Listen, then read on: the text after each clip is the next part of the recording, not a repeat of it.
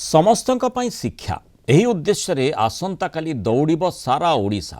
ପ୍ରତ୍ୟେକ ବର୍ଷ କିଟ୍ ଓ କିସ୍ ପକ୍ଷରୁ ଜାନୁଆରୀ ମାସର ଶେଷ ରବିବାର ଏକ ମିନି ମାରାଥନର ଆୟୋଜନ କରାଯାଇଥାଏ। କିନ୍ତୁ ଚଳିତ ବର୍ଷ ଶେଷ ରବିବାର ସାଧାରଣତନ୍ତ୍ର ଦିବସ ପଡ଼ୁଥିବାରୁ 25 ତାରିଖ ଅର୍ଥାତ୍ ଶନିବାର ଏହା ଆୟୋଜିତ ହେଉଛି। ଚଳିତ ବର୍ଷ ମଧ୍ୟ ସମସ୍ତଙ୍କ ପାଇଁ ଶିକ୍ଷା ବାର୍ତ୍ତା ନେଇ ଆସନ୍ତାକାଲି ଓଡ଼ିଶାର ସମସ୍ତ 30 ଜିଲ୍ଲା ଏବଂ ଭାରତର ମେଟ୍ରୋ ସହରଗୁଡ଼ିକରେ ଏହି ମିନି ମାରାଥନ ଆୟୋଜନ କରାଯାଉଛି।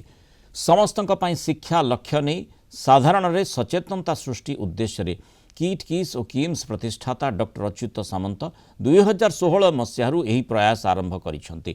ଚଳିତ ବର୍ଷ ଆୟୋଜିତ ହେଉଛି ସପ୍ତମ mini marathon. Doctor Achyuta Samanta ବିଶ୍ୱାସ କରନ୍ତି ଦାରିଦ୍ର୍ୟ ହେତୁ କୌଣସି ପିଲା ଶିକ୍ଷାରୁ ବଞ୍ଚିତ ନ ହେଉ ସେଥିଲାଗି ସେ ସର୍ବଦା ପ୍ରୟାସ ଜାରି ରଖିଛନ୍ତି। ସମସ୍ତଙ୍କ ପାଇଁ ଶିକ୍ଷା ପ୍ରସାର ଦିଗରେ ସେ ନିଜକୁ ସମର୍ପିତ କରିଦେଇଛନ୍ତି। ଏହି ଅଭିଯାନର ଏକ ଅଂଶ ଭାବରେ ସେ ଆର୍ଟ ଅଫ୍ ଗିଭିଂ ଅଧୀନରେ ସମସ୍ତଙ୍କ ପାଇଁ ଶିକ୍ଷା ଅଭିଯାନ ଏବଂ ଆନ୍ଦୋଳନ ଆରମ୍ଭ କରିଥିଲେ।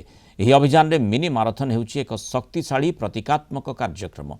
ଶିକ୍ଷାରଥକୁ ଆଗକୁ ଭିଡ଼ି ନେବାରେ ଏଣେ ମହିଳାଙ୍କର ବଡ଼ ଅବଦାନ ଓ ଭୂମିକା ରହିଛି। ସମସ୍ତଙ୍କ ପାଇଁ ଶିକ୍ଷା ସହ ମହିଳା ସଶକ୍ତିକରଣ ଲକ୍ଷ୍ୟରେ ଚଳିତ ବର୍ଷ ମଧ୍ୟ ଭୁବନେଶ୍ୱରରେ ଆୟୋଜିତ ହେଉଛି ପାଟାଥନ୍। ଗତ ବର୍ଷଠାରୁ ନିଆରା ଢଙ୍ଗରେ ପାଟାଥନ୍ର ଆୟୋଜନ ହେଉଛି। ଚଳିତ ବର୍ଷ ପାଟାଥନ୍ର ଏହା ହେଉଛି ଦ୍ୱିତୀୟ ସଂସ୍କରଣ। ମହିଳାମାନେ ପାଟ ଶାଢ଼ୀ ପିନ୍ଧି ପାଟାଥନ୍ରେ ଭାଗ ନେବେ। କିଟ୍ ଗୁଣ୍ଡିଚା ମନ୍ଦିର ନିକଟ ଶିଖରଚଣ୍ଡୀ ଛକଠାରୁ ଆରମ୍ଭ ହୋଇ ଦୁତି ଚାନ୍ଦ ଷ୍ଟାଡିୟମ ପର୍ଯ୍ୟନ୍ତ ଦୌଡ଼ିବେ ମହିଳା। ଫିଟ୍ ରହିବା ସହ ଶିକ୍ଷା ସମସ୍ତଙ୍କ ପାଇଁ ଜରୁରୀ।